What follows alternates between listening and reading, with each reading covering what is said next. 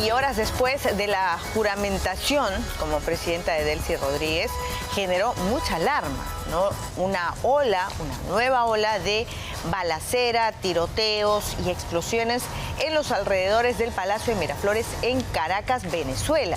¿Qué fue lo que sucedió? A continuación. El incidente tuvo lugar horas después de que la chavista Delcy Rodríguez jurara como presidenta encargada del país. Finalmente, el Ministerio de Comunicación de Venezuela informó que lo ocurrido en el corazón de Caracas fue debido a que unos drones de esa ciudad sobrevolaron sin permiso y la policía emitió disparos de forma disuasiva. Aclararon que no ocurrió ningún enfrentamiento.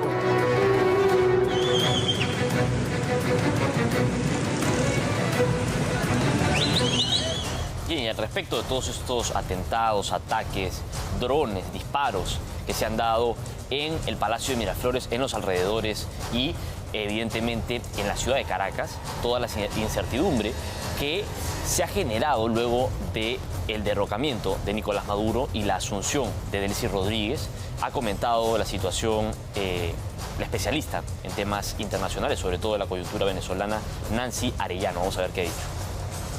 Hubo algunos rumores de unos drones, pero parece, bueno, eran drones amigos, es lo que ya ha salido en las noticias, y que les dispararon. ¿Se han disparado? Sí, bueno, parece que hubo un mismos? descontrol, sí.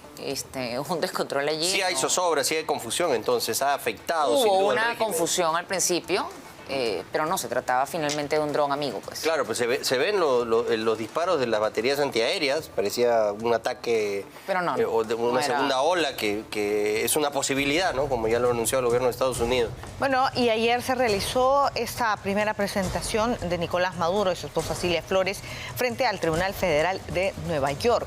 Tenemos todos los detalles, son 4 cargos que se le imputan. Ha quedado bajo prisión preventiva en esta cárcel denominada el infierno en la tierra. Enmarrocados y resguardados por seguridad estadounidense. Es así como el dictador Nicolás Maduro y su pareja, Cilia Flores, asistieron a la primera audiencia en el Tribunal Federal de Nueva York. Dentro del juzgado, ambos personajes del régimen dictatorial negaron los cargos de narcotráfico en su contra y mencionaron que fueron secuestrados en su vivienda. Soy inocente, no soy culpable, soy un hombre decente. No culpable, completamente inocente. El abogado venezolano Nizar El Faki estuvo dentro de la audiencia, revelando que el líder chavista llegó rodeado de un staff de abogados. Ellos estaban asistidos por 3 abogados privados, ¿sí? Con los cuales pudieron además comunicarse antes de poder acceder al tribunal y con los cuales tuvieron comunicación durante toda la audiencia. Su defensa está encabezada por Barry Pollack, abogado que logró la libertad de Julian Assange en el caso Wikileaks por presuntamente filtrar de manera masiva documentos confidenciales. El letrado que tuvo acceso a dicho interrogatorio menciona que tanto Nicolás Maduro como Cilia Flores se encontraban nerviosos al momento del interrogatorio. No estaban tranquilos, evidentemente estaban notoriamente preocupados, estaban por momentos muy confusos. Maduro miraba a los lados para entender un poco como dónde estaba ubicado. Cuando Cilia le tocó comunicarse por primera vez ante el tribunal, casi no le salía la voz. Que incluso el líder del régimen chavista pidió estar unos momentos a solas con el documento de la acusación en su contra. Maduro específicamente le pidió al juez que quisiera tener un tiempo en privado para él poder leer la acusación de nuevo. Durante las casi 2 horas que duró la citación, reveló que los implicados estuvieron en permanente comunicación con su defensa legal. Se les increpó sobre el contenido del indictment, ¿no? Que es la acusación escrita. Se habían podido tener acceso a esa acusación escrita antes de la audiencia, se habían podido discutir con sus abogados sobre el contenido de esa acusación escrita. ¿Qué dijeron? Y si necesitaban tiempo, ambos dijeron que sí, que conocían. La acusación contra Nicolás Maduro por delitos relacionados con el narcotráfico y terrorismo podrían llevarlo a enfrentar una condena de 100 años de cárcel. El mismo futuro podría tener su esposa, quien es señalada de ser coordinadora y encargada logística de su red criminal. Bueno, la designación del señor Barry Alec, yo creo que es bastante estratégica, ¿no? El abogado Julian Assange, el hombre de los Wikileaks, definitivamente una defensa estratégica, ¿no? Es un abogado de élite, es un abogado reconocido internacionalmente por ver casos muy difíciles, mediáticos, de jefes de Estado, de hombres de muchísimo poder y sobre todo que tienen siempre al Estado norteamericano en contra. Sin embargo, es un hombre que tiene defensas exitosas, lo que pone a Nicolás Maduro en una situación todavía de incertidumbre, ¿no? Y lo que se vive en mayor incertidumbre todavía es la situación de Venezuela. Porque si bien el caso de Nicolás Maduro está aparte y está siendo visto en el Metropolitan Detention Center en Brooklyn, lo que se vive en Venezuela, en Caracas, todavía es una situación de absoluta incertidumbre. Porque lo que pareciera inicialmente contrario a lo que creímos cuando se dieron los bombardeos, cuando se dio la captura de Nicolás Maduro, es que finalmente se restablecería cierto orden en Venezuela. Pero lo que estamos viendo en la actualidad es que parece que está primando la negociación por parte de los Estados Unidos y las cúpulas chavistas remanentes que buscan a toda prisa cubrir los vacíos de poder. Vamos a ver de quiénes se trata, quiénes están en la cúpula chavista que todavía permanece en libertad y organizada dentro de Venezuela. Caído Maduro, la cúpula chavista y sus herederos se han reorganizado para mantener el control de Venezuela. Mientras que el país espera renovación política, los rostros históricos del régimen dictatorial continúan ocupando cargos importantes dentro del Estado. La principal protagonista es Delcy Rodríguez, la actual presidenta interina de Venezuela, quien desde el 2018 tenía la función de ser vicepresidenta y mano derecha de Nicolás Maduro. Siguiendo el triángulo del poder, la acompaña el ministro de Defensa, Vladimir Padrino López, quien es el encargado del control militar en el país. En esa línea le sigue Diosdado Cabello, quien funge como ministro del Interior y además de tener un control político y partidario dentro del Partido Socialista Unido de Venezuela. Otra figura que forma parte del poder es Jorge Rodríguez, hermano de la actual presidenta y cabeza de la Asamblea Nacional de Venezuela, parlamento dominado por el chavismo. Otro personaje que también se perfila como pieza clave de este régimen es Nicolás Maduro Guerra, hijo del dictador y quien goza de respaldo político y de lujos a costa del pueblo venezolano. La hija de Diosdado Cabello, Daniela Cabello, también goza con los beneficios del chavismo en compañía de su padre. Su nombre resuena como el símbolo de continuidad de un modelo dañino. En Venezuela, el chavismo no se ha ido, solo se ha reordenado, mientras los venezolanos esperan un verdadero cambio. Bueno, ¿quién es Delcy Rodríguez, que ayer juramentaba como la nueva presidenta de manera interina en Venezuela? Es una persona, ¿no?, muy ligada al chavismo desde la época de Hugo Chávez. Más detalles a continuación. La silueta de una mujer se ha instalado en el poder. Delcy Rodríguez Gómez ha asumido como la nueva presidenta de Venezuela en medio del estruendo geopolítico y social que desató la detención de Nicolás Maduro por parte del gobierno de los Estados Unidos. Quien fuera vicepresidenta de ese país desde el 2018 y figura clave dentro del régimen dictatorial, fue designada para asumir el mando por orden del Tribunal Supremo de Justicia. Antes de iniciar con su mandato, Rodríguez ya contaba con una clara advertencia de Donald Trump.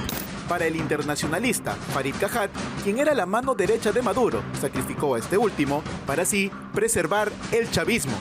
De haber fraguado tras bastidores, junto con su hermano, un acuerdo con Estados Unidos mediado por Qatar para ver lo que estamos presenciando ahora. Es decir, para que haya una suerte de chavismo sin Maduro. El hermano de la actual mandataria es Jorge Rodríguez, actual presidente de la Asamblea Nacional de Venezuela. Precisamente porque esta es una dictadura institucionalizada, había una línea de sucesión. Delcy Rodríguez era la sucesora de Maduro, eso no lo ha definido Trump. Y que pese al poder que gozan en estos momentos, tendrían que llegar a un acuerdo para poder gobernar. Va a haber una negociación dentro de la cúpula del régimen. No van a ser los hermanos Rodríguez los que gobiernan por cuenta propia, aunque claro, probablemente Estados Unidos prefiere a los hermanos Rodríguez como interlocutores que a Padrino o Cabello. Por lo que no habrían nuevas elecciones, a pesar que la Constitución venezolana así lo disponga. Ante la ausencia absoluta del presidente, se debería llamar a las urnas en un plazo de 30 días. Al no llamar elecciones, ¿no estaría faltando a la Constitución? Bueno, pero esto es una dictadura, ¿no? Digamos que el año 2015 la oposición ganó la mayoría parlamentaria en elecciones y el chavismo simplemente desconoció. Políticamente, el nombramiento de Delcy Rodríguez tiene tintes altamente contradictorios. Por un lado, su largo historial dentro del chavismo, mientras que por otro, su reciente mensaje de estar dispuesta a cooperar con Estados Unidos ha sorprendido a sus aliados tradicionales. Venezuela enfrenta una encrucijada sobre avanzar a una nueva política de Estado o quedarse con el mismo modelo de poder enquistado durante varios años. Hoy el día de ayer, lo que ha informado el diario El País es que ha iniciado una nueva legislatura del Parlamento venezolano y son la mayoría de los 258 diputados los que avalan esta asunción del mando venezolano a cargo de Delcy Rodríguez, ¿no? Y lo que parece, luego de que hemos escuchado las declaraciones de Marco Rubio, es que tal cual como dice el señor Farid Cajat, ¿no? Están dispuestos ellos a negociar y creo que prefieren negociar con los hermanos Rodríguez que con el poder electo, que es el que preside Edmundo González y María Corina Machado, porque consideran que en Venezuela la pareja electa, ¿no? La fórmula electa en el 2024 no tiene suficiente respaldo porque evidentemente la oposición ha dejado el país caribeño. Delcy Rodríguez entonces se posiciona como la mujer con el mayor poder dentro del país en este momento y vamos a ver cómo se decanta, ¿no? Parece que finalmente los caminos del poder son misteriosos. Vamos con una importante mención. ¿Necesitas potenciar tu negocio? Con Caja Primera financia lo que tu actividad comercial necesite. Obtén hasta 300.000 soles en plazos de hasta 36 meses. ¿Qué esperas? Solicita tu crédito y saca a flote tu negocio. Porque en Primera, primero eres tú. Vamos a seguir hablando de Venezuela porque recordemos que nosotros somos el segundo país que alberga la mayor cantidad de ciudadanos venezolanos en este éxodo que emprendieron debido a la dictadura a lo que los sometía este tirano Nicolás Maduro y cuyas huestes todavía continúan en Venezuela. Cerca de 1.700.000 ciudadanos venezolanos son los que se encuentran en nuestro país. ¿Qué va a pasar con ellos ahora? A continuación.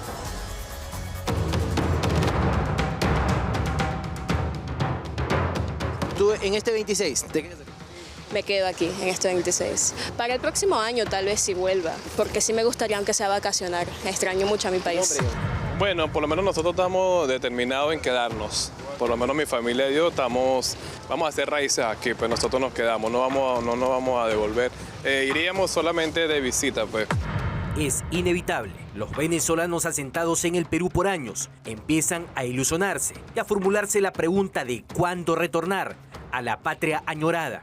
Más de 1.700.000 venezolanos que según la Organización Internacional para las Migraciones generan 530 millones de dólares en el Perú.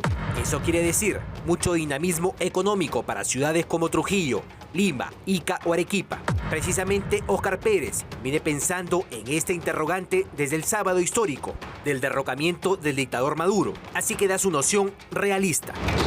Claro, el 4, al día siguiente de la captura de Nicolás Maduro, todo el mundo dice, no, un momento, como que no me voy todavía. Y eso nos lleva a decir que el retorno de los venezolanos, no solamente en el Perú, sino donde quiera que estén, va a ser progresivo. Van a comenzar a salir en la medida que comiencen a haber condiciones propicias, adecuadas en Venezuela para ellos enrumbarse nuevamente hacia allá. Y no veo la posibilidad de que esa estabilidad ya la podamos ver de manera cristalizada en el 2026. Podemos decir, ha caído el dictador Maduro, pero la inflación todavía no ha caído.